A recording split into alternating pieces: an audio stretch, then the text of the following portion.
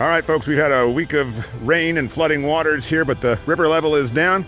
It's time to go check out, make sure there are no new obstructions or anything else that would jeopardize safety before we start letting folks float down the river again with Lazy Otter. If there's anything to let you know about, I will show you.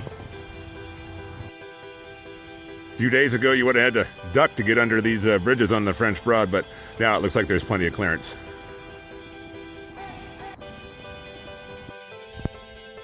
I'm a bit more than halfway around the Horseshoe Bend at this point. No problem so far. It's really beautiful.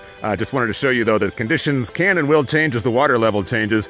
Coming up on an area here where you can see that there's something just under the surface that will change these conditions as the water level changes. Right now, I'm going to float right over it with no problem. But paddlers at a different level will just need to be careful and always look for the safest spot through an area like that.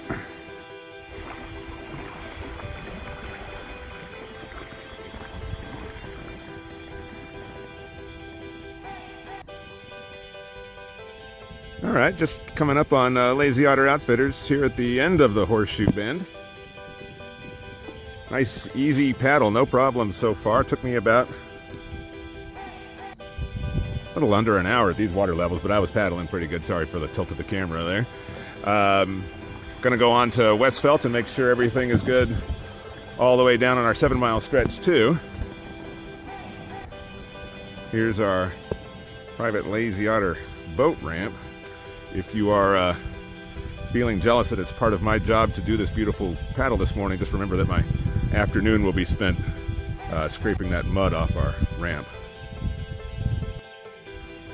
Heading towards Westfelt, still no problems, but if you're curious why we don't run any trips in higher water than this, even though we don't have whitewater and such on this section of the French Broad, kind of see where the trees grow across the river like that, a few feet higher, and it would be really tough to get through those branches.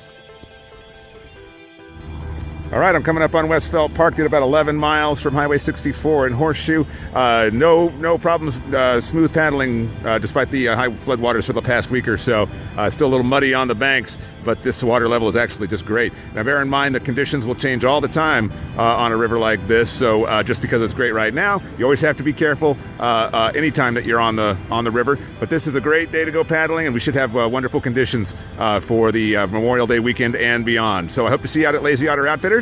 Make your reservations, www.lazyoutteroutfitters.com.